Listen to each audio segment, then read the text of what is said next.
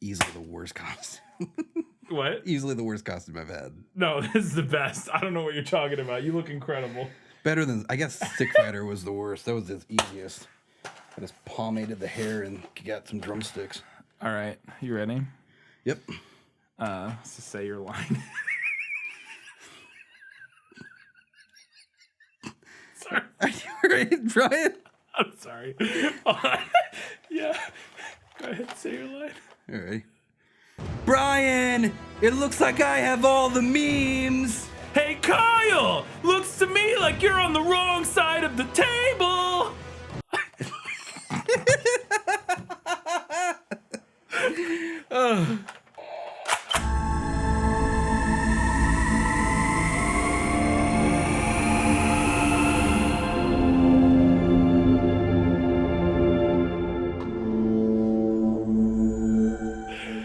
Welcome back to Good Bad Show, watch terrible movies and tell you should too.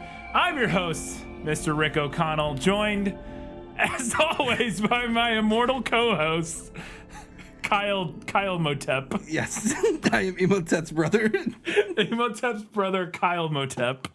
Emotep. Kyle, my parents always liked him better. Anyways, Kyle, it's Halloween. Happy Halloween, everybody. Yay. It's the 138th, I think, episode of Good Bad Show, watch terrible movies, you should too. I already said that shit. Kyle, it's Halloween, so we're doing a very special Halloween episode. I was already being Rick O'Connell for Halloween this and we year. were like, this well, is how we do our costumes. My options were Evie.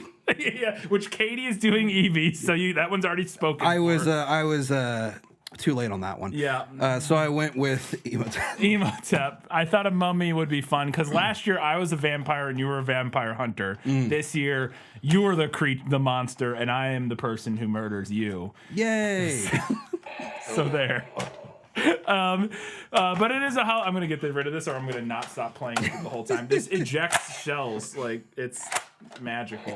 I don't know. Anyways, throw that on the ground at your friendly Cabela's. Yeah, you're gonna go to your friendly Cabela's and get yourself a $15 shotgun toy.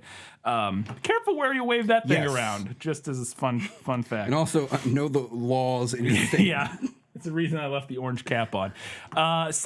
What we're talking about has nothing to do with the mummy or anything like that. We are going back to the well. It's a very gruesome Halloween. Oh, how long were you waiting to pull that one out?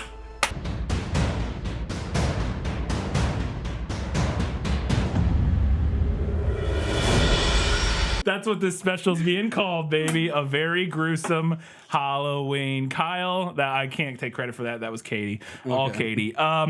Kyle, we're going back for the first time in years to the catalog. The legend himself, Mr. Stephen Groo. I found 2 films that had been recently released on his Vimeo account where you can buy or rent his movies. And they're 2 short films. His movies, most of them are not feature length. No. The Unexpected Race is rare in that regard of being actually close to a feature length. These are, I believe, one is 30 minutes and one's like 45 minutes. So they're both short, but I figured together that gets us in the ballpark of a feature-length film, and I picked 2 that I thought looked super interesting. The first one we're going to talk about is The Gifted Ones. Enough talk! Lucas! Have you ever met a shapeshifter? Time to turn out the lights!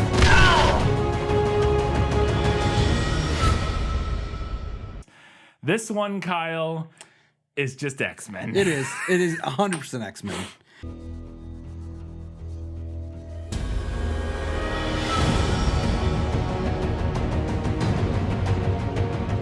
Also, this was made in 2000. So yes, just this after. is one of his first movies. Yes. Literally right after X-Men came out, was like 99 or something like that for the first one.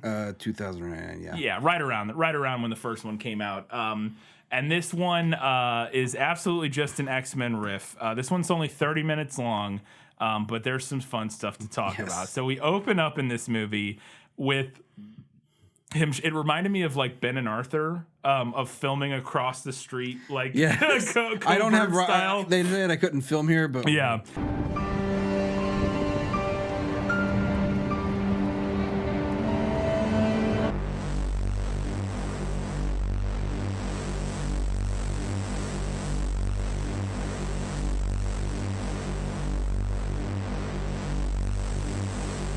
It's just like extremely shaky, like digitally zoomed in from across the street. And then we're watching this woman walk around. We don't know who she is or anything. And I love the next shot. She walks past this statue. She has a carrier. Yeah, like a baby bassinet thing. The whole time, it's like the way you're moving, there's nothing in there. You're going to have a shaken baby if you were actually carrying it around the way she does. But the... Brian does not know from experience. No, I've never shaken a baby. Legally, I must say that on camera. Also, accurately, realistically, I've never shaken a baby. Fucking gauze is starting to bundle up. You look great. You just look dynamite. It's the one that goes across my face that really sells it. It really does. So I love there's this moment where she walks past a statue that's like a mom and like some little kids dancing, and she just stops and starts sobbing, and it's like, wow, I'm really interested to know what the backstory is here.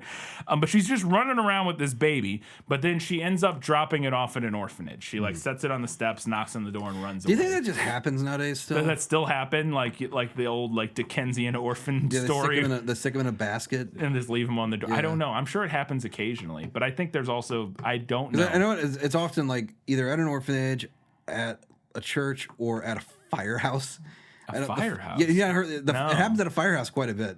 Interesting. And somebody gets a knock on the door, they're like, oh, jeez, it's either somebody selling Girl Scout cookies or a fucking baby again. I never heard that. Man, that's two very different outcomes. Because one, you get delicious cookies. The other one, you have to deal with, what am I doing with this baby? Those are very, like, one is about the best possible outcome. The second one, very, very bad. Very bad. It's not fun. Yes. She drops off her baby at this orphanage, and then we cut immediately to 6 years later. So you two'd like to adopt a child? Yes, Miss Hanson. And the kid is like 7 now. The time jumps in this movie. The time jumps like crazy. And we're at the orphanage, and there's this couple comes in wanting to adopt a kid. That guy's mustache is fantastic. It's so good. That guy that plays the dad is my favorite part of this whole movie. He's so over the top. He's so his some of his lines here in a second, which we'll talk about. How dare you call my son a mutant? He's not like them strange people. I'm sorry. They end up like they want to adopt somebody, and they walk into the room with all the kids up for adoption, and they're like, "Why isn't that kid playing with anyone?" They're like, "He's special. We'll take him." Why isn't he playing with the other children? He keeps to himself because the other children don't like him. Why is that? Is he a violent kid? Oh, nothing like that. He's unique. Unique? Literally, they say, "I think we found our child." He has special abilities that the children are afraid of. I think we found our child. Excellent. And I do like how they treat the orphanage like a supermarket. Yeah, exactly. or like a used car lot. Yeah, they're like, this little kid can fit so many this baby can fit so many. Look, you got issues with electrical problems in your crawl space. This kid here can get into those tight to reach spots. But they're like, I think we found our child. And so they adopt Tyler, who is like building Hogwarts puzzle or something. Mm-hmm. Like he's built this elaborate... It's like a 3D puzzle. Yeah, 3D puzzle to show that he's a genius. And then they get him home, and we time jump again really quickly. Or maybe we don't time jump just yet, but he's like playing piano. Playing royalty-free music. Yeah.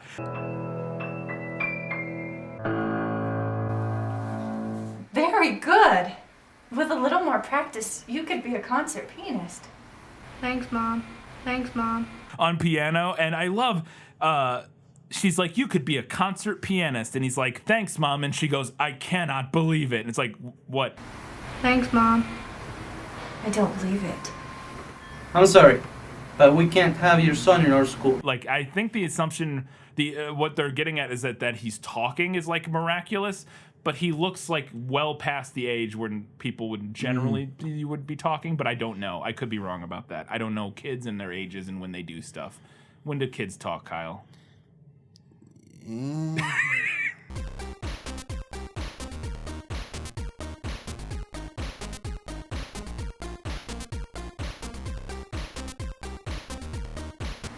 Thanks, Mom. I don't believe it. Exactly. Nobody knows. Science will never tell us, Kyle.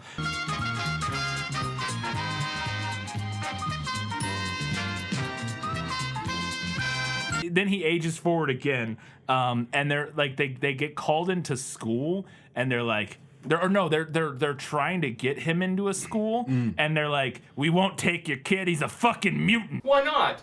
I don't want to sound blunt, but we don't like having any mutants here. It just disturbs the other students. Or the administrators. How dare you call my son a mutant? He's not like them strange people. I'm sorry. My hands are tied. Mutants, He's man. a fucking mutant and he's gross. Get him out of here. And they're like, oh no. But then they call for some assistance from this sweet British lady who we find out later is Professor Xavier? Professor Xavier, yes. Hello. I'm Elaine Thompson, the school teacher for Tyler Gillett. Oh yes, come in. Thank you. And she runs a school But for she the gifted children. she tutors him. Like She for like years. at home tutors him for years, yeah.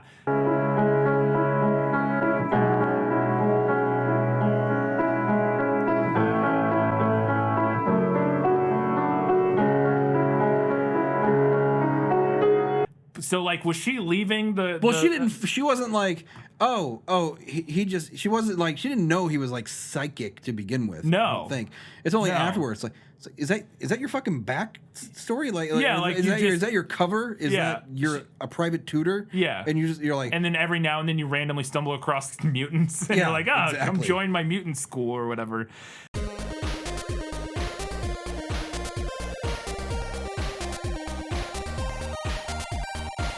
And I love she has this meeting with the parents, and she's like, did you know your son has psychic abilities? And the dad, his reaction, I can't believe that after all I've done, allowing you in my home. I know of a school for gifted children like Tyler.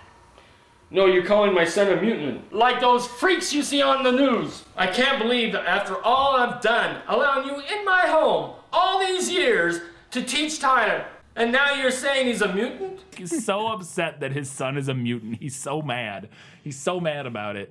But then he calms down with his salt and pepper beard and hair and decides, it's fine. You can go to that gray spray is yeah, oh boy, it's looks laying great. on hard. But he's like, okay, you can go join the Mutant Academy, I guess. That's fine. If we decide to let him go to school, how much money are we talking about? If it's to help Tyler become a better person, then we'll accept. Hi, welcome to the Mutant fine. Academy, training child soldiers of tomorrow. So he's going to go to school with 3 other mutants, but also there's more than 3. But at one point they say there's 3 other mutants. How many students are there? 3. I guess there's the 2 teachers, there, and then the other 3 mutants or whatever in the academy, which is a very small school. Like it's a very small mutant academy. Like Well, Xavier's academy had like hundreds of kids, right? No, like dozens. I mean, the first class Oh. was only like 5. It was Oh, okay, never Beast, mind. Iceman, Angel.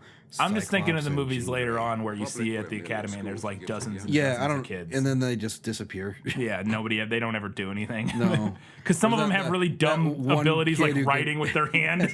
There's that one kid who can change the channel with his mind. Yeah. Yeah, my favorite's the kid who can write with his hand. That's like, that's the lamest fucking Yes. mutant power. There's people over there shooting flames and like mind controlling people, and he's like, I can write with my hand, and they were like, everybody can write with their hand, right? And he's Yeah. like, son of a bitch. Okay. It makes sense for the Xavier Institute for somebody like Cyclops who can't control his eye beams and is literally a walking hazard for Yes. people around him. Yeah. It doesn't make much sense for somebody who's like, all right, this channel's boring. Let me go ahead and click to channel 26. Yeah, I love, but that's very useful because there are times where I can't find the remote and I need to change the channel, Kyle. And if I could just blink my eyes and turn the channel, boy, oof. Let me tell you, so we get to they're saying their goodbyes before he goes till Tyler leaves to go to the Mutant Academy, and they're doing it on the porch of this house, and this house must be on the actual freeway. I love you, Mom. I love you, son. Dad, we're gonna start it, son. Yes. Because the fucking car traffic sounds are so fucking loud. You want to find a more secluded place? No. to do- I will. You take good care of him. I will. So much traffic. You think this is done in Utah as well? It had to. Oh yes, absolutely. This is it. Everybody in all of his movies are Mormon. I'm convinced of it. They're all Mormons just making fan films, I think.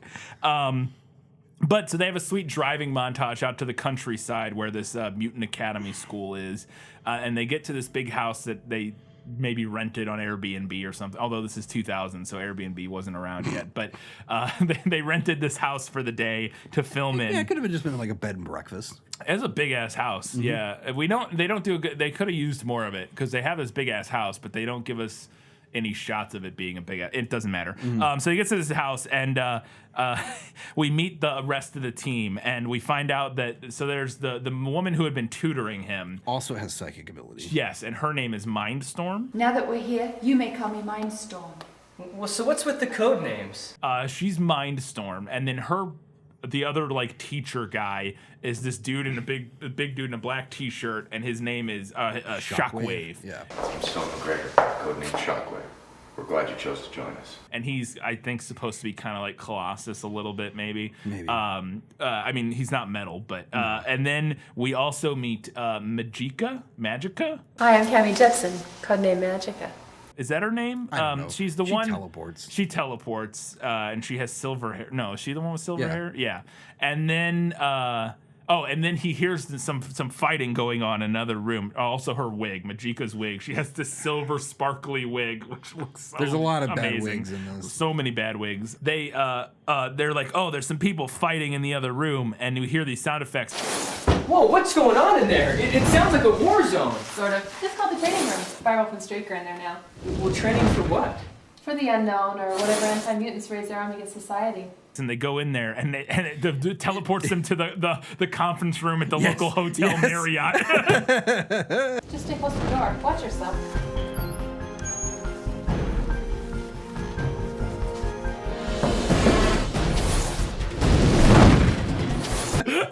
And they walk into a conference room at the hotel Marriott. Like it looks like a door to any like room a in the bathroom house, or something, whatever, yeah. and they open it up and it's got like a push door. It's got like a cylinder for hydraulics and whatnot. and it's clearly a conference room because you can see like the divider that splits the room in half has been like pulled open so that they can have their sweet duel.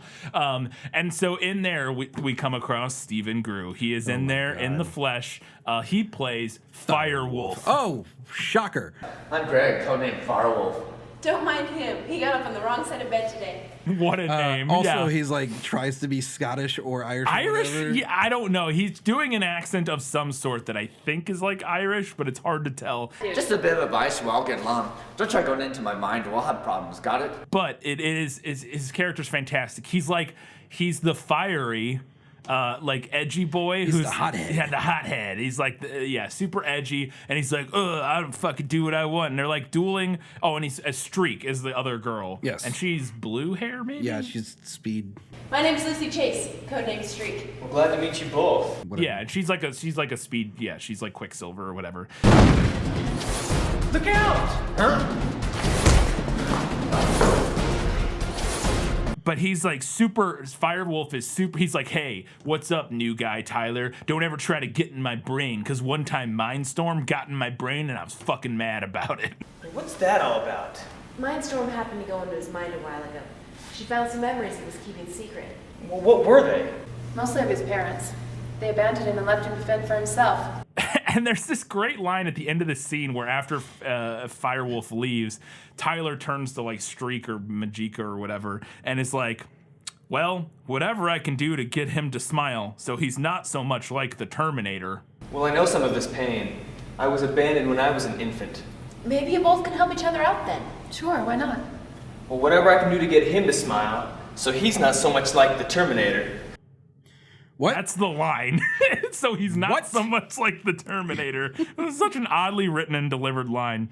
Well, whatever I can do to get him to smile so he's not so much like the Terminator. But he just wants a cool name. Tyler just wants a cool name. I want a code name. They're like, you'll get a code name when you earn your fucking code name. So when do I get a code name? After you've proven yourself worthy. Well, that shouldn't take long. I just want a cool name. Don't worry, you will.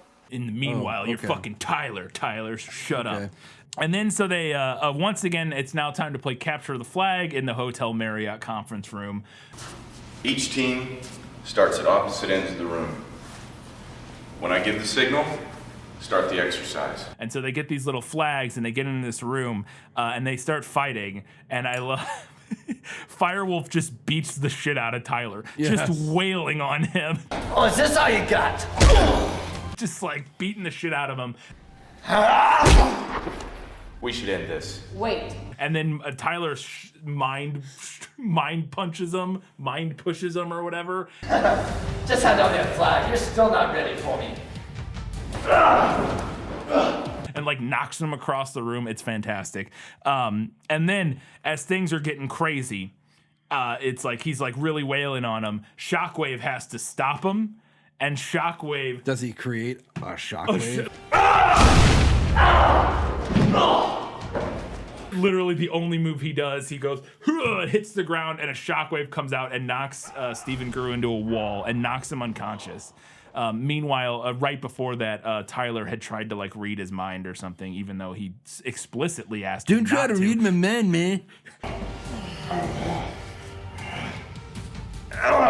Get out of my mind! Oh no! No, stop, Tyler! Don't go into his mind! I told you not to enter my mind! Stop! You tried to read my mind when I explicitly asked you not to. You want to know my dark past. But then we get a flashback. We go in, because he's knocked unconscious, we get a flashback to Firewolf's shady past, which doesn't make, Kyle, I could not make heads of tails or what was happening here. He's walking down the street, and then randomly, this woman is walking on the street across from him. Freezing to death? Freezing to death, and her name's Lisa, and he seems to know her, but I don't know what their relationship is, how he knows her. Was he looking for her? Did he just stumble across her on the street? None of it is explained, and none of it matters. Don't worry, Lisa. I have pre-rendered fire effects. Yes. Lisa! Firewolf! What happened? Not now.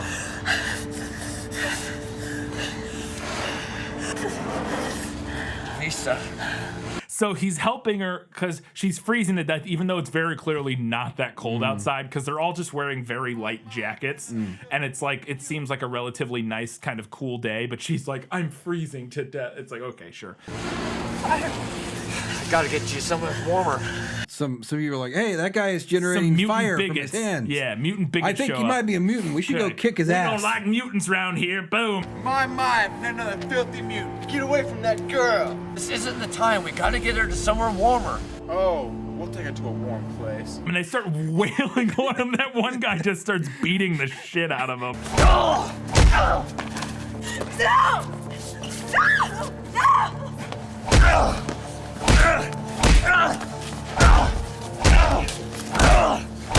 You know the what hurts the most? It's the lack of respect. Well, the broken ribs, they also hurt, but that hurts almost second worse.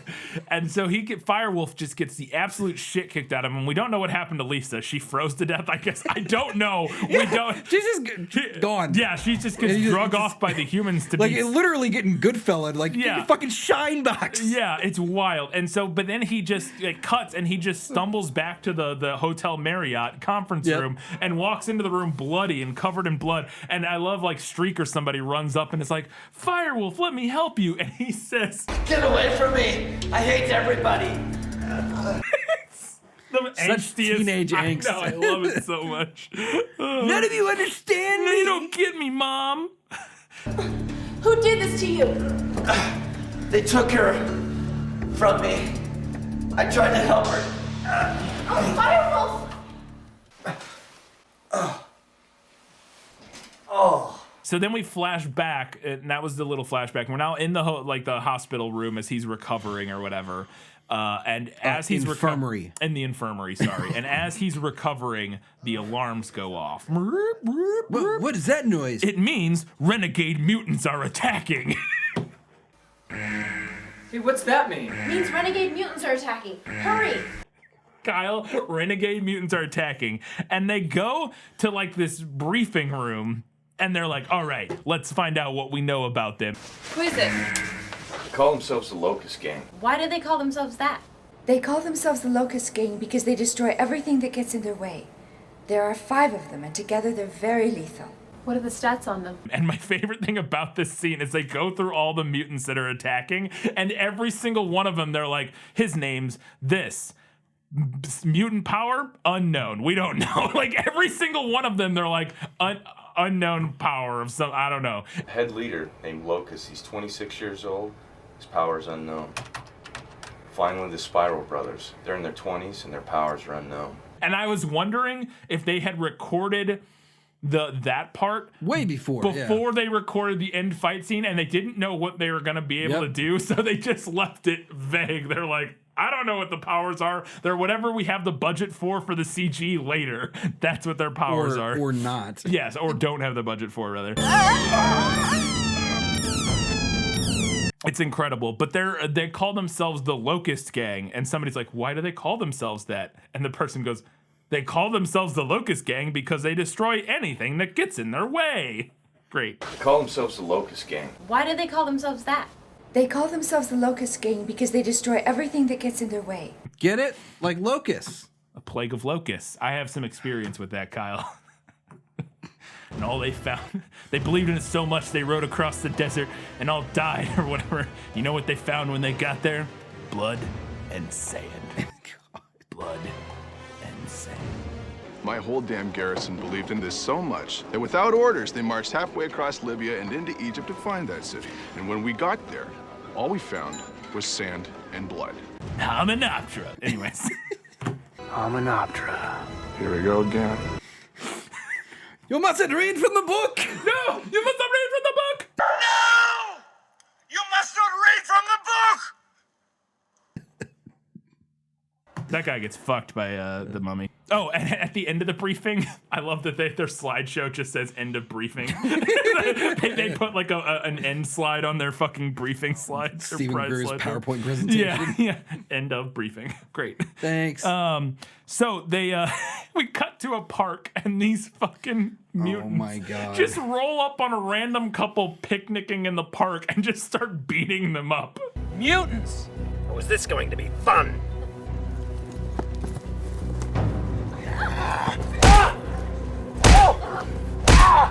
Just start like beating up these random such a nice humans. day in this park in the middle of Utah. Oh no! Oh no! Ah! And they just get the shit beat out of them. And then we get to meet all of our heroes or all of our villains. And there's like the main guy, and then there's 2 girls, like a blue girl and a green girl. And the blue girl is like Mystique basically, but with terrible body paint and a blue wig. But she's a shapeshifter. And then we'll get to some of the other ones. But I love the also the main villain guy who's like Black Canary or whatever, who has like he can like he like screams Sonic and it like voice or Sonic like Banshee. Banshee, sure. I don't know any of their names. All right. Black Canary is from something like DC. DC, Yeah, okay. Anyways, and doesn't she like scream and Yeah. okay. So I was the right superpower, wrong superhero. Wrong universe. Wrong universe, yeah. And they but so he does that to like our main 2 people, but he's also Irish as well. Well, if it ain't the sissy school children coming to play. We're here to put an end to your hostility. Hostility? Like, why are there so many British/Scottish/Irish? Like, what is it with Gru and the British Isles? I don't know. He likes or the United Kingdom. There are a shocking amount of British people in the X-Men comics, though. Like the Are actual there? comics. And so maybe that's what he's going for. He's just like, there's it's, like Black Cassidy, Banshee, Moira McTaggart. yeah. So maybe he was pulling inspiration from that and making everybody British or Irish Scottish or something. and- Yeah. Hostility? We are your fellow mutants. You should be helping us to push these humans to their knees. That's not what we're here for.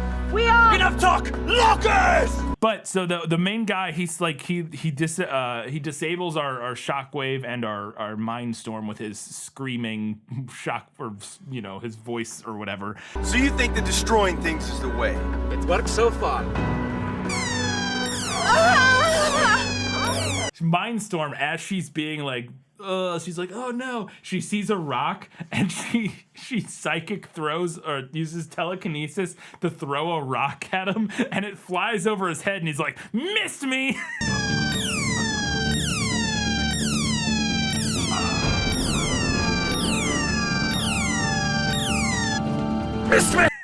And then Shockwave is like, fuck you, and shockwaves him. It's amazing.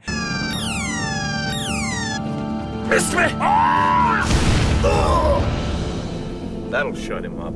So the Mystique character turns into first the girl, right? Yeah. and then Streak. Have you ever met a shapeshifter before? One that smells like you? And then turns into just this giant dude with like tattoos and is like, I'm gonna beat you up as a giant dude. Of all the things you could turn into, your idea was a kind of strong guy. Like that was okay, great. But so Streak defeats that character by literally just running in sped up circles around him, and he's just like, whoa, no.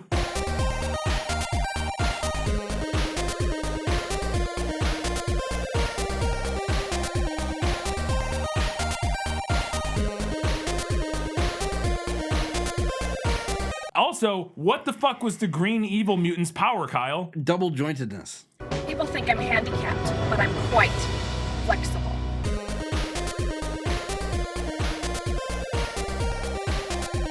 Is that what it was? Yes. She's very flexible. She has, like, is that what it was? Yes. Because she just It's like so moves dumb. her arms a little bit and she's like, that's my power. And I'm like, what? You didn't do anything?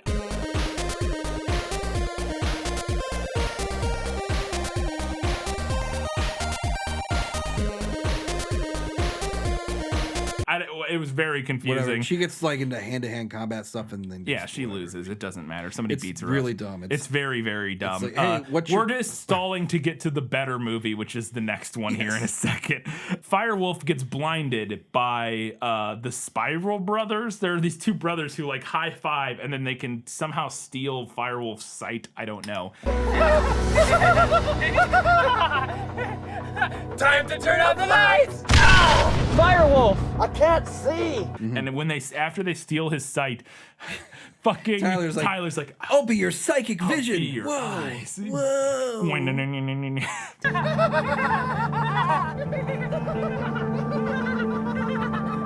I will mentally be your eyes.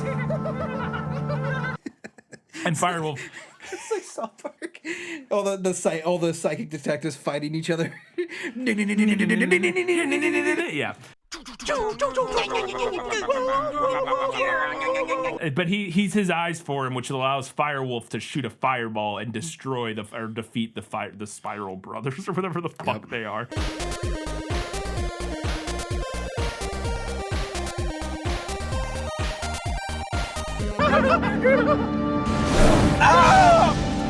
It's incredible. They win. We cut back to the mansion. You know, the Xavier School for Gifted Youngsters or whatever the fuck it's called. And they reveal the newest X-Men gifted one. For legal reasons, they can't be called X-Men. They give him a silk button-up. He looks so silly. I'd like to present to you the newest member of our team. His name is Tyler Gillett. Codename Sonic. Very nice. This is so peak 2000s. They all so they reveal he is Sonic, and he's got like these really cool shades and a silk button-down shirt or something like that. And fucking Silver Hair Girl is horny for Sonic. She's like, oh my, it's like. I don't know why I turned into George Takei there, but she is very into. She's very into Sonic, but then the alarm goes off, and they all superhero team pose, and they look like that meme of when people like. There's that one video that resurfaced recently of a bunch of people going to the like midnight premiere of one of the Matrix movies, and they look like that. They look like they're going to a midnight premiere of the Matrix. It would have been right at that time too. Yeah, it looked incredible. It's so amazing. Nigel, a runner. Null pointer, runner. Stevens, agent. Simon, a runner. Freeman, 713. I am a sentinel. You know, and then we're out. They hear the alarm. They're ready for their next mission. Roll credits. This movie's 24 minutes long. It is bad. This one's bad for sure. That is not the case for the next one. We will get there momentarily. Oh my god. Okay, the second film. So the second film we're talking is about literally just the first fucking episode of Yu-Gi-Oh. Is it? Here it is. The Blue Eyes White Dragon. So rare, so powerful, I never let it leave my hands. The Blue Eyes White Dragon. So rare, so powerful. They only made 4 in the whole world. Yes. I've never seen Yu-Gi-Oh. It is like the first episode of Yu-Gi-Oh. Is it really? That's incredible. I thought it was their own story they had like, made no, up. it is like shot for shot almost. Really? Yes. That's incredible. Grandpa! Grandpa! Are you okay? Yugi, I failed. I wanted to teach that boy Kaiba a lesson about the heart of the cards, but I lost. Grandpa! Oh, Yugi! I tried to teach him a lesson. Didn't work. And the prize was worth it all. It's 45 minutes long, and it's so it's like Yu-Gi-Oh. the first 2 episodes. But the point being is, yes, Stephen Groo has Yu-Gi-Oh hair. Oh my it's god! Incredible.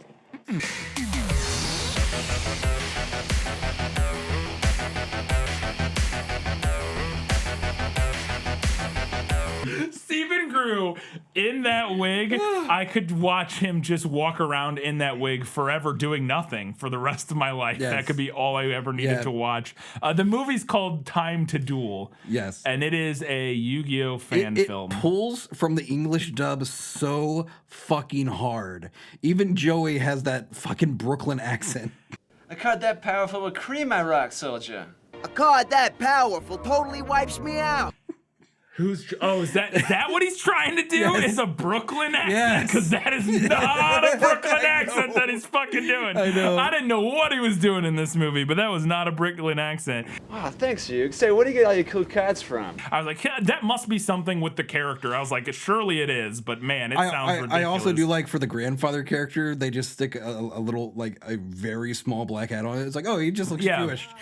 Yeah, it looks like Yamaka, but I assume that the character wears some sort of black hat or something. But it's like more of a fuller cap. I'm gonna have to I'll put in character. They actually do that, luckily for us, in the beginning. In the opening credits, they actually have the side-by-sides, a little bit of the characters and who they're playing. But I know nothing about Yu-Gi-Oh! I've never played it, never seen anything of it. I know zero. I know very little of the card game. I know there's like, you start with 2,000 life and you sacrifice creatures to summon other creatures. Yeah, that's about it. Sure, and that's. I play the vastly superior Magic the Gathering occasionally. Yes, much cooler. Made by a friend of the show, Jesper Myforce. Well, he's the original art director of the game. This is true. For those who don't know, Jesper actually sent us quite a bit of his original art that is throughout the studio in various places. So that's pretty cool. I think we've talked about it before, but in case we haven't, there you go. Thanks again, Jesper. You're the best. Much superior game.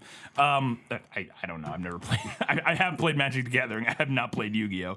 I also didn't know that the backstory for Yu-Gi-Oh, very fittingly, takes place in Egypt. Is that like... Long ago in ancient Egypt, pharaohs and kings played a game of immense power called the Shadow Games. I was like, I was not planned at all. So what's even better is like they had pilots for the original like Yu-Gi-Oh. Like, it had nothing to do with card games. Yeah. Until they were like, all right, this first pilot sucked ass. So they still have that original pilot going around. It is literally just Yugi like getting into these no-win scenarios with people who want to like kill him and his friends. It's fucking weird. このガキふざけやがって闇の扉が開かれた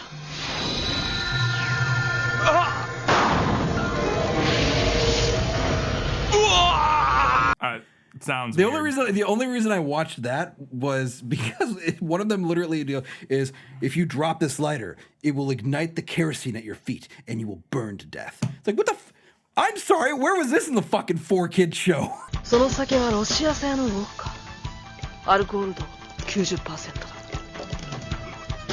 動けないライターを落としたら酒に引火そしたら俺の体は I don't know. It's wild. So we find out that in ancient Egypt, the pharaohs played a game called the Shadow Games. Yes. But the pharaohs didn't like it and locked away the pieces so the game would be stopped. But then they were found, but then they were scattered, and Yugi has one of the pieces.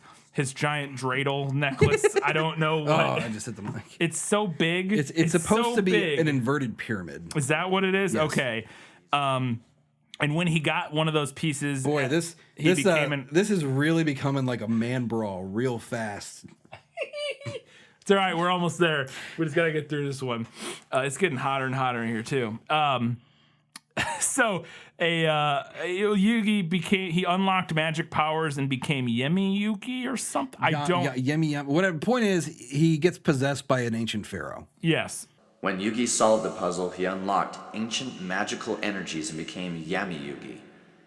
Yugi's destiny is to defend the world from the return of the Shadow Games, just as the great pharaoh did 5,000 years ago. And now he has to stop the Shadow Games from coming back. Spoilers, none of that really matters for this episode or for this movie, where it's just like a very personal story about like saving one of the guy's sisters and like his grandpa gets beat up or I don't know. We'll get there. Already, I don't know how accurate this is. One of the first lines is, "A card that powerful would cream my rock soldier." And I was like, what is happening? For the record, the fact that you haven't seen the first episode of Yu-Gi-Oh! And you've seen this makes it 1,000 times better. I know nothing. I guess this is the sum total of my Yu-Gi-Oh! Exposure. And by the way, the entire time I was messaging Brian and I just said, I can't do this. And then it responded, I follow that up with fucking weeb. It's incredible. And I really hope so. Then we were introduced to all of our main characters, which is Yugi, and then all of his friends. I don't care or know what their names are. It's relevant. It's completely irrelevant. And then the villain who gets introduced, his name's like Yumimoto or something like that. And he plays the guy that plays that is one of the feds from the Unexpected Race. Yes. Yeah, the actor. They talk. They're outside of some building and they're talking and they're like, we got to go talk to my grandpa. He has some rare cards, and the villain guy's in the background and he turns and he's rare like, card. Yeah, he says, "Rare card. Is that the card I have been searching for?" No way. Yeah, he even has an ultra rare card that many people haven't seen. Rare card. Is that the card that I've been searching for? And it's like, because we do get these like voiceovers at times, which I don't know if the cartoon did that or did it. Okay, of course it did. I assumed, but I wasn't shit on the planet. I wasn't sure. I didn't know for sure. No way. Yeah, he even has an ultra rare card that many people haven't seen. Rare card. Is that the card that I've been searching for? Maybe I can even get my grandpa to show us this super rare card he's got. Rare card? Could they have found the card that I've been searching for? But as they're getting ready to go talk to his grandpa or whatever, we meet Maya Valentine. Maya Valentine is what, get it? Maya Valentine. Her name's Maya. You're Yugimoto. Yes, and you're my Valentine. In the flesh. And she's the hot girl. And she comes strolling up and they're all like, "Ooh, la la la, who's this hot girl?" Who's that? That's my Valentine. She's the regional champion of Duel Monsters. She's hot. I hear she's undefeated. And what's the strategy? She has the Harpy Lady strategy. The Harpy what up? She doesn't play Yu-Gi-Oh! Or it's not called Yu-Gi-Oh! It's called like Battle something. Duel Monsters. Duel Monsters in universe or whatever. And she's like, "I don't care about the Duel Monsters. They're all do it for like the purity of the game. She does it for profit." But a good duelist would be open-minded and use their talents to help others become better. Not me, hon. I'm in it for the profit and the limelight. She's just there to do it for profit and to get in the limelight. Because she doesn't believe in the heart of the cards. Yeah, the heart of the cards. You trusted in the heart of the cards. Yes. All of this was amazing. And then so they have to duel. They have to fucking duel. I think she's afraid to duel me. You challenging me, hon? Yes, I am. What's your name, girlie? Taya. Taya. How long have you been dueling? Long enough to teach you a lesson. So confident. Her and the other girl have to like fucking Yugi duel or whatever the fuck it's even called. better, like because it's so like the bar is so fucking low. It makes it even more hilarious. It's incredible. And my favorite thing is that everybody in the show, for the most part, like all the other main characters, are just wearing like normal clothes. And then fucking Stephen Groo is here in this like giant blue overcoat with like this black neck like collar thing, and then the giant necklace, and then that absolutely bonkers wig that is just. I mean, I know that's what it looks like in the show, like kind of. It's anime hair that would never make sense in real life, obviously. Yes. Like, and so he has this wig, and it's just in real life he'd have trouble getting through doorways. It's so ridiculous. I love it so much, and especially just in context relation to everybody else, just in like jackets and jeans, and like with no wigs or anything, and he's just out here all the way. Taya, are you sure you're ready for this? Yes. Uh-huh. Where would you like to duel? There's a place close by. We'll duel there. And then it's time to duel, and they get to this. They get to somebody's grandma's dining room to have this fucking Yu-Gi-Oh duel, and I love they just start. They're like time to duel, and then it just cuts to them like slowly and quietly picking cards out of their deck. It's like, oh, this is riveting stuff. Yep. Let's duel. Tails. Heads.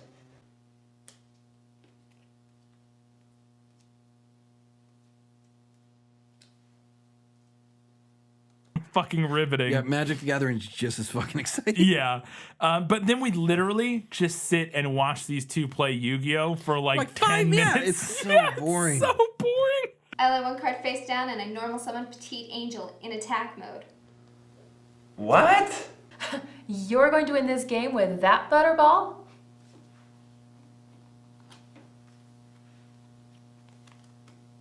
Oh, because they're like, oh no, a Harpy's Feather Duster. Oh no, Harpy's Feather Duster. What's a feather do? That little feather destroys all magic and trap cards on your opponent's side of the field. That means... That's right, hun. Your Shining Abyss is down to 1900. And I was like, I really need to know somebody who knows how Yu-Gi-Oh works. I need you to go watch this movie. Go rent this on Vimeo. It's called Time to Duel from 2005. And please tell us in the comments or on social media if this is actually accurate to Yu-Gi-Oh at all, like how it's played. I lay down Silverbone Arrow, which raises its attack to 1900. Then I will lay down Luminous Spark, which raises its attack another 500. I will attack your Harpy Lady at 2400. Great move, Taya. Yeah, good job.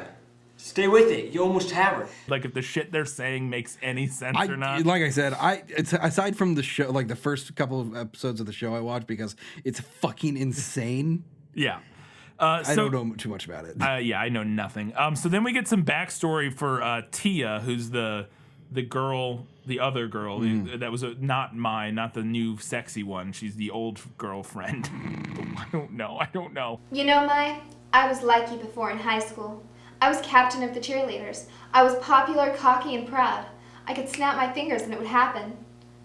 But then, I met Yugi. And then, we get some backstory for her because she's like, you know, I was like you once, Mai. I was cocky, the school cheerleader. But then I met Yugi and Tristan and this other fucking guy. Yeah, and then I became fucking lame. Then I became those guys that stay around the corner and talk about anime the whole time. They taught me to be humble, or in other words, real fucking lame. They taught me that was not right, and I should humble myself. That hit me hard. At that moment, I stopped and reflected on myself. That was beautiful, Taya. I had the sudden desire to puke. Got him. And then it's just not. They taught me this card game so I can be socially ostracized by everyone. My cheerleader friends were like, Taya, you all right? We're really concerned about you. I'm fine. I'm just living that Yugi life. Leave me alone. I played Duel Monsters.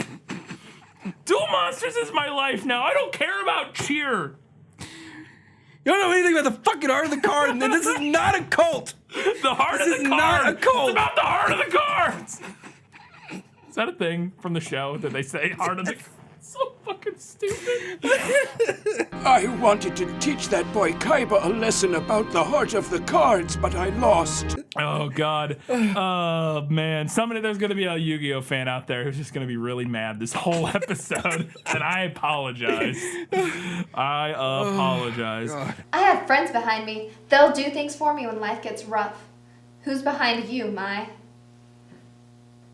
I may be losing, but the game is far from over.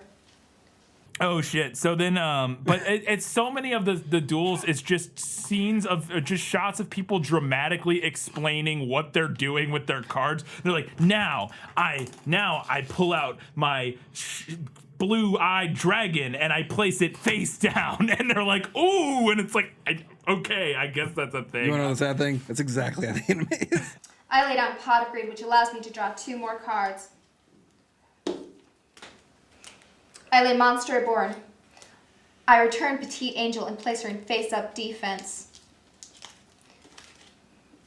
True, your winged dragon's attack is 1400, while my dark clown's is only 600. But if I combine it with this card... A magic card! Is it? Yes. They're like, yeah. I gotta explain this card. And then I pull this and out. That's why I win. Bam! Eat shit. Yeah. But then somebody activates somebody's trap card or something, and then... Which I know that's from Yu-Gi-Oh, right? Yes. The trap card. Now I summon Overdrive with a 1600 attack. And you fell right into my trap. You said a trap? Bingo. They had trap cards in Magic the Gathering because of Yu-Gi-Oh. Oh, did they So really? it was a very short-lived They were thing. like, we got to try this whole trap card thing. Literally, every time, because there was only like not very many cards that did it, but every time it happened in a game of Magic the Gathering, you go, you activated my trap card. You activated my trap card. PBR. Oh, wait. Labatt's Blue. I draw Labatt's Blue Canadian Pilsner. It causes 3,000 damage of fucking alcoholism. That causes brain cell damage on your end, and now you have to discard 2 cards. You get caught drunk driving and have to go to civil court.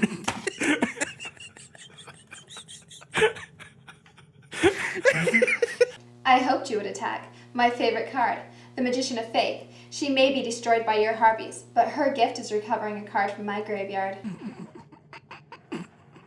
Stupid.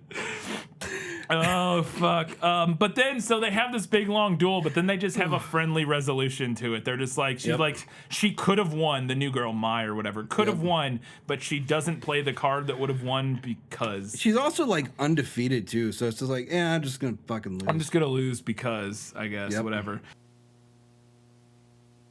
Well, Taya, this has been a real eye-opening experience for me. I have nothing in my deck to beat your Wing Weaver, and not to see my harpies destroyed. I end the game. Great job, Ted.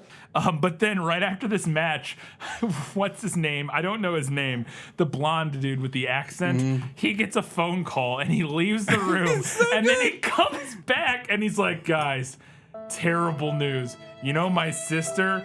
She has a degenerative eye condition that needs surgery. But the bad thing, it's gonna cost $500,000. Where are you going to get that kind of money? What's wrong, Joey? It's my sister's Serenity. She's had a disease and her eyes progressed to a level that needs a delicate operation done, but it costs $500,000. And then Maya's like, guys, didn't you hear? There's a what is it called? Duel Monster competition something like that. Tomorrow. Well, it's a good thing I came around then. 2 days from now is a big contest. Only really good duelists are allowed. And the prize money is $500,000. If you win the prize money for your sister, then it will help her. Probably won't be enough. It's $500,000 prize money, huh? That'll be enough to cover Serenity's operation. What? That's exactly how much I need. Also, guys, we can save the rec center. Yeah, the entry fee is $200. Yes. There's a fee of $200. There's like 8 contestants that we see, and somehow the prize pool is $500,000. Yep. Okay, great. That's exactly how that works. But that dude, what is his name? Jonathan? Joey. He needs money for the entry fee. First, we got to come up with $200. But maybe my grandfather can help with that. Let's go to the shop. Good idea. So he's gotta go visit the grandpa. And I love as they leave this scene, and then Mai is leaving, and she says, "Good work. Of course we're friends now." And then she goes to leave the scene, and she slides open this like shitty 90s sliding door that's like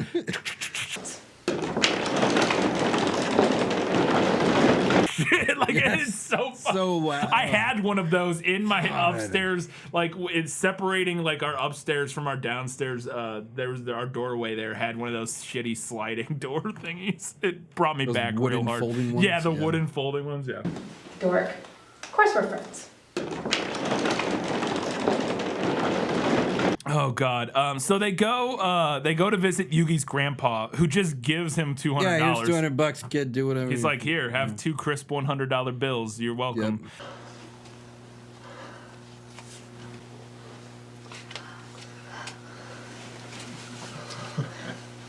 Thanks, Grandpa. And it is American bills. Yes. Even though, is Yu-Gi-Oh set in America? No, well, I mean, Yu-Gi-Oh set in Japan. I would assume, yeah. But I thought it was interesting that It's been Americanized to shit, though. yeah. I guess that's fair. So he gives them the $200 for the entry fee, and then he shows them this super rare card. Oh man, look at my blue eyes white dragon. It's so cool. The Blue Eyes White Dragon. So rare, so powerful. It's also, is that a real card? Yes. Fantastic. Is it a rare card? Yeah. I don't know.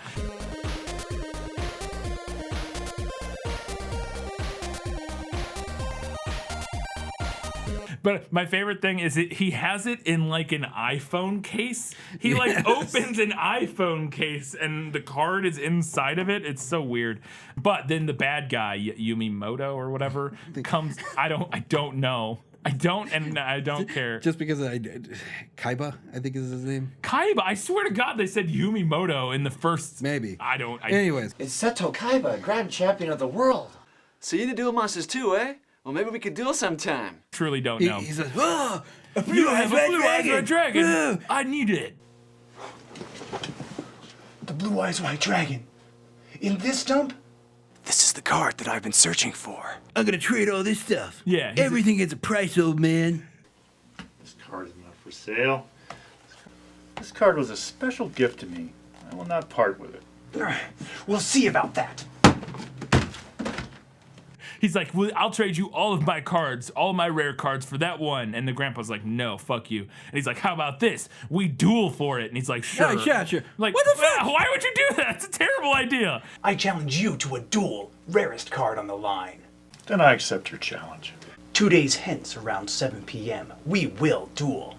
But he agrees to the duel like tomorrow or whatever. Yeah. 2 days hence, around 7 p.m. Then it's time for the big competition, and I love they just wander into some giant convention hall, and I was really hoping, and I don't know why they didn't do this. This would have been perfect. I was really hoping when they first wandered into that convention hall and they're like, whoa, that we were going to get the rest of this movie at a Yu-Gi-Oh convention. Oh like God. they were going to have filmed the Fucking whole weebs. end of it at a Yu-Gi-Oh convention, but they do not. They just film it in an empty He wins convention like center. 4 matches and then just beats everyone. Yeah, they walk into the back room where this like covert Yu-Gi-Oh competition's happening, and there's just sheets hanging on walls.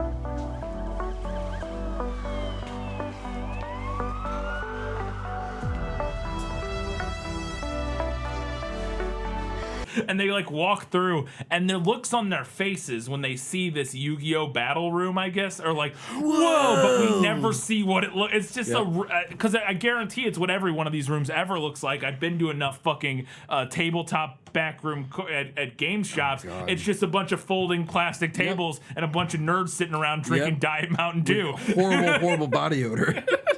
I've been to enough of these.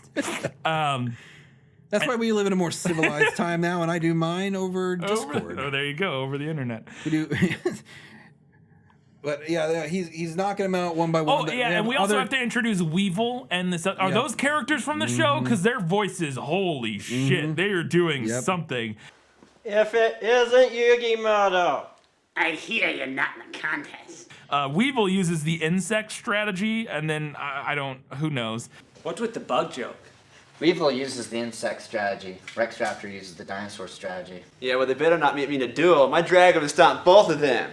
The duel list, they go to see who has to duel who, and it's these sheets of paper taped to a sheet that is itself taped to a wall. So when they're looking at it, everybody's looking at it, it's like billowing in the wind. Anyway, so we get a montage of them dueling, like you said, and they just start beating everybody. Or our guy, Joey, just starts beating everybody.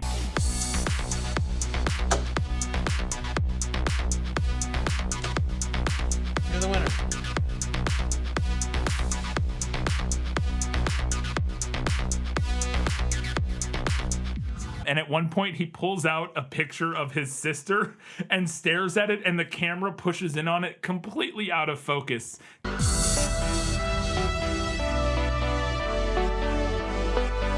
Just completely out of focus. Here's my motivation. Yeah, he's like, this, oh, I'm doing it for you, sis, and your dumb eyes that don't work. And no so offense, you deserve to go blind. They start, he's dueling through everybody. He duels Weevil and beats him with some super rare card or something. Who cares? It doesn't matter.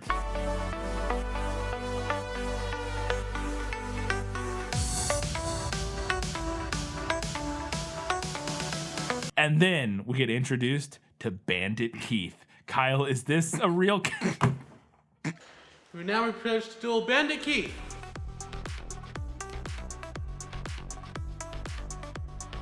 Why are all the characters so stupid in Yu-Gi-Oh?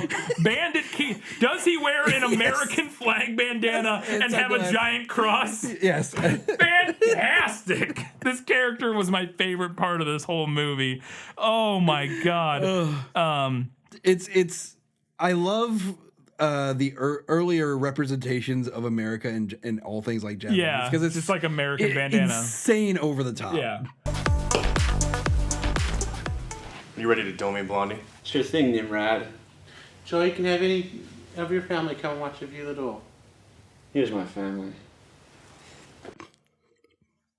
But so they start dueling. This is the big final battle for the money. And you fell into my trap. And I love it cuts away at one point and somebody's like, wow, just look at them duel. It's like just every cliche cutaway line you could possibly have in this scene. I lay this down. Oh, and it's a trap card, so don't think I'm attacking. Wow, just look at him duel.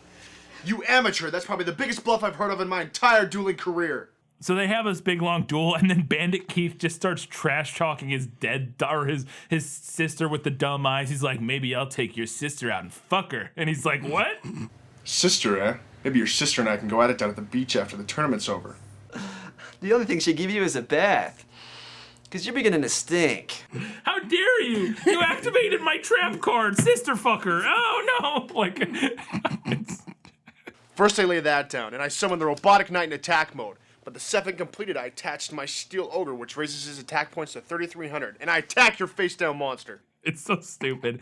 But Bandit Keith, 100% at one point, we see him pull a card out of his sleeve. And he's like, and they keep playing, and the music keeps amping up, and we start getting these green screen cut-ins where it's like their faces and green screen backdrops and stuff. It's incredible. And then he needs one card to win or whatever, or no, maybe not one card, but he needs a certain card, and he does the puts his hand over the deck, cards. And he's like, is that what that is? I don't know. Okay, he puts his hand over the deck, and he's like, and then he pulls the card he needs.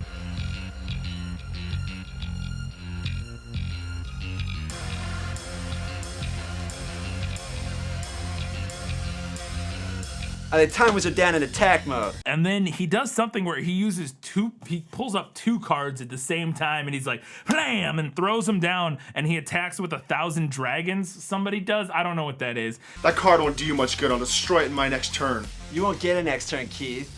Oh no! That's right. They fused to form 1,000 dragon. No! I attack with 1,000 dragon. I won! But so he ends up defeating Bandit Keith, and they get to the end, and Bandit Keith's like, "You fucking cheater! You cheated!" And then get a goddamn card out of your Well, and that's the thing that's hilarious is that the guy who's like the referee or what, I don't know, whatever. There's a guy who's refereeing and who announces the winners. He gets to the end and he goes, the Bandit Keith's like, "You cheated," and the guy's like, "Actually, you cheated." Actually, you cheated, Bandit Keith. I didn't cheat. We have it on tape.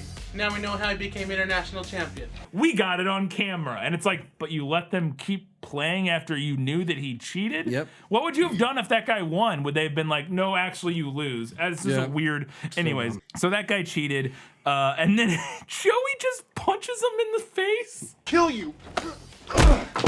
At the end, and says, that's what happens from being raised on the streets. Was Joey raised on the... Hey, he's from Brooklyn, you know? Nothing like being raised on the streets. Oh, There you go. The mean streets of Brooklyn. You're right.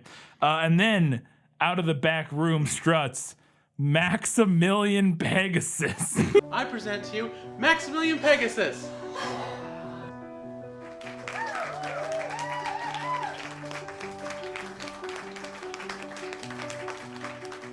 Who is apparently the person who invented Duel monsters. And this guy has some, I assume this is what the character has, is some gold thing on his eye. I don't know. Oh, it's fucking amazing. Everything about this is hilariously accurate to the show. It is so. I love it. I love it. The you see it in real life, makes you realize even more so how fucking dumb the show is. Stupid it is. It's amazing. I love it so much. I love it so much. He has one of the millennial pieces. Congratulations, Joey Wheeler. Yeah, I was just gonna be able to see. Oh, so then they gotta go. They show up and he realizes, oh no, my grandpa. Yeah. He was out dueling the bad guy. They go there and then grandpa. Oh man, I've had like a stroke. Yeah, what happened? He dueled him in Yu-Gi-Oh and then he died or something. Like what? I don't understand. I tried to teach him a lesson. Didn't work. And the prize was worth it all. Grandpa's special card. I got like hospitalized from this children's card game. Yeah, apparently the card game was so intense that it fucking gave him an aortic dissection or something. I don't know what the fuck happened, but he's like laying on the ground like the cards. Oh, he's so good at the card. It's ridiculous. So now he won the card and he just rips it up. Yep. The special card. He just rips it up in their face. My special card. My treasure. And he's like, my special card, my treasure. Yep. It's incredible. That also happens in the show. Does it? Grandpa's most treasured card. So also I love the wide shot here during this hallway scene is so entirely out of focus. I don't know where I've never seen a shot more out. It almost would have to be intentional. It's so out of focus. It's wild. For some reason they're like, now you have to duel me. You have to duel him. Yeah, for sure. For reasons. For something. This one's for you. Trust in yourself. And the cards. Grandpa. He's just exhausted. Nothing to worry about. This is with the big final duel, and Kyle, the whole movie is worth it for this final duel. I wish I could put the entire thing in. I cannot. Go rent/buy this movie and watch this final duel. It's incredible. The Unreal Engine 2 assets they use for this Unreal Engine 2, it might be being optimistic. I lay one card face down and summon the Celtic Guardian. The assets they purchased for the monsters in this it's like worse than RuneScape. It looks worse than RuneScape, yes. Kyle. Then I summon the Komori Dragon in attack mode. It's insane. They clearly had a bunch of pre-made stuff and they were just like, all right, let's mess with the color palettes until we kind of get it right. Yeah. It's fucking wild. So something happens and Yugi turns into some power version of himself. He activates the Pharaoh thing and the Pharaoh takes control of his Is that what it is? Yeah, so he gets some gold thing on his forehead at one point. What the? And now, Kaiba, it's time to duel. And then I have to talk about this. Is this from the show, the dumb arm card deck things? That's the stupidest thing in real life. So I wish I could, you'll just see it. Normally they play on the table with like a normal play mat, like most card games. But this final battle, they go into like Super Saiyan mode or whatever, and they get these giant arm palette thingies that the cards clip to. I think those are later, but it does the same thing. It's incredible. They're playing on their arms, and it's so stupid looking because they have to like balance it, and so the cards, and they have like little clips that the cards slide. Everything about it is hilarious to me. I love it so much. And then, so then we get CG monsters. One of them shooting like fireballs and shit. Fireball attack.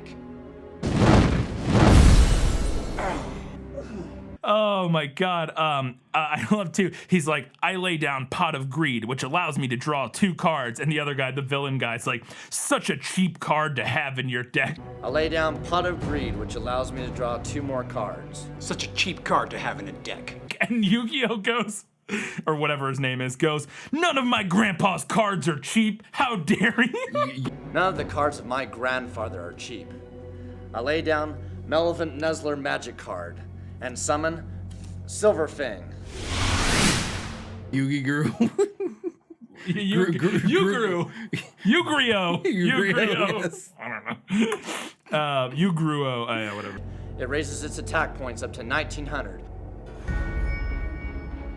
And I attack your Komori dragon. He summons a wolf, because of course he does, and the wolf shoots like white fire out of its mouth and murders. I don't know. It's amazing. So dumb. Oh, God. The dude starts summoning dragons left and right. Yeah. I soul exchange your mystical elf to bring out my blue eyes white dragon. That's no baby dragon. And then, yeah, he calls out some warrior guy who looks like a knight from fucking RuneScape, and he blows a horn, and that summons a bunch of these blue-eyed dragons or whatever. Oh no, that's right. With these 2 cards, I can special summon 2 dragons from my hand. And I summon 2 blue eyes white dragons.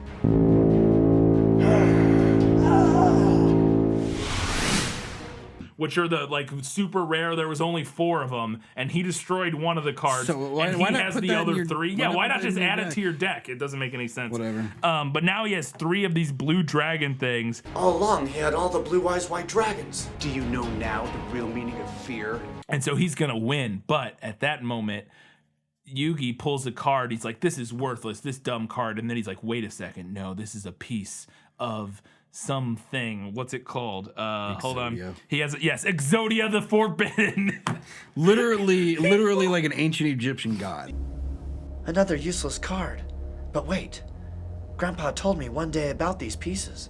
There are many great and wonderful cards in Duel Monsters, but the ultimate is Exodia, the Forbidden One. Yeah, he flashes back to his grandpa being like, hey, you know, the Exodia the Forbidden can win a game instantly, but you have to build him. And he starts pulling all these pieces. And then at one point he does something where Yugi's soul splits into like a separate Yugi. I don't know. It senses my doubt. We must stay together, Yugi. He finally gets he does the little hand thing again, and he pulls the last card he needs, which is the final piece of Exodia. Yes. I like how he puts them together, and of course there's no 3D asset for this thing. No. So they did literally bring it into the system. It's incredible.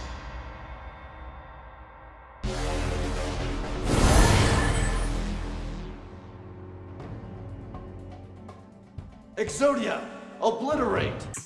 I was so proud of them for actually making this thing in their fucking. They make this Exodia monster dude. He like the cards like come together, and then it turns into this like very mediocre 3D animation of this guy, and he shoots a laser out of his dick and blows up all the dragons. Yes, it's incredible.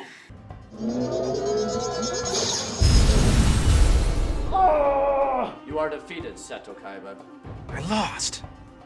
I don't believe this. And then afterwards, the Egyptian form of Yugi like mind fucks the guy. Yeah. He goes, if you truly want to know, open your mind. If you truly want to know, open your mind. And he like the villain like shatters, and then like but is not shatter. Like I guess his psychic spirit shattered or something. I don't fucking know. I don't understand any of this, and I love it all so much.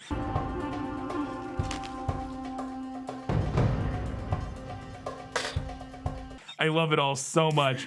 And they wrap up. He beat him. He saved the day. And then Pegasus, Maximilian Pegasus, comes up and he's like, wow, they defeated whatever that guy's name is.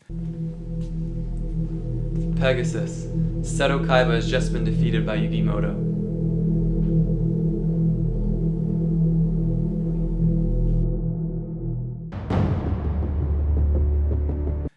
they're so powerful. The end. Like nothing had. I don't know. Sequel bait. If only they had made a sequel. Kyle, this one's good bad. This one's fucking incredible. Time to Duel is a masterpiece, and Stephen Groo should only have ever made Yu-Gi-Oh movies for the rest of his career. Because this one, I know nothing about Yu-Gi-Oh, and I will never watch any other Yu-Gi-Oh. And in my opinion, if it's not Stephen Groo Yu-Gi-Oh, it's not Yu-Gi-Oh. Yes. It doesn't exist. It doesn't fucking exist. It's a masterpiece. 10 out of 10.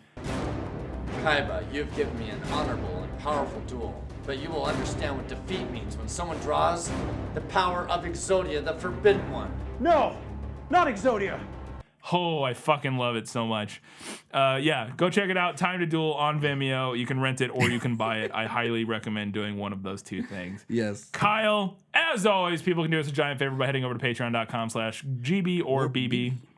Support us there and get access to different stuff, including a recent episode of the podcast where we discussed our trip to Arizona. It's hot there. It is hot. And we talked about what we were doing there and why. So if you want to know more about that, go check out the podcast on Patreon. I have a podcast called This Film Is Lit where we talk about movies that are based on books. When this episode's out, the most recent episode will have been our Halloween episode, which is... you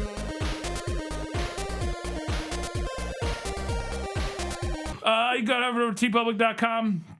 Get merch, different merch. We're not wearing any merch because it's Halloween. We're wearing other yay! stuff. Mommy! I'm Rick O'Connell. And then Twitch, twitch.tv. We're definitely, Katie and I are planning to do like another Thanksgiving stream. Maybe not on Thanksgiving because we'll probably be with family this year since everybody's finally nice and juicy. Okay, we're gonna just go right past that. Gonna skip right past that. Lost my train of thought. Kyle talking about based in turkeys really distracted me. Get all them juices up in there. Don't worry, I'm just loading this done for unrelated reasons to what you're doing right now. But yeah, I stream whenever I can. Heroes of Might and Magic 3 has been my most favorite game this year, and it's a 20-year-old game because I'm an old man. Yep. And that's going to do it for this episode of Good Bad Red Bad. A very gruesome Halloween. Gruesome. Ah!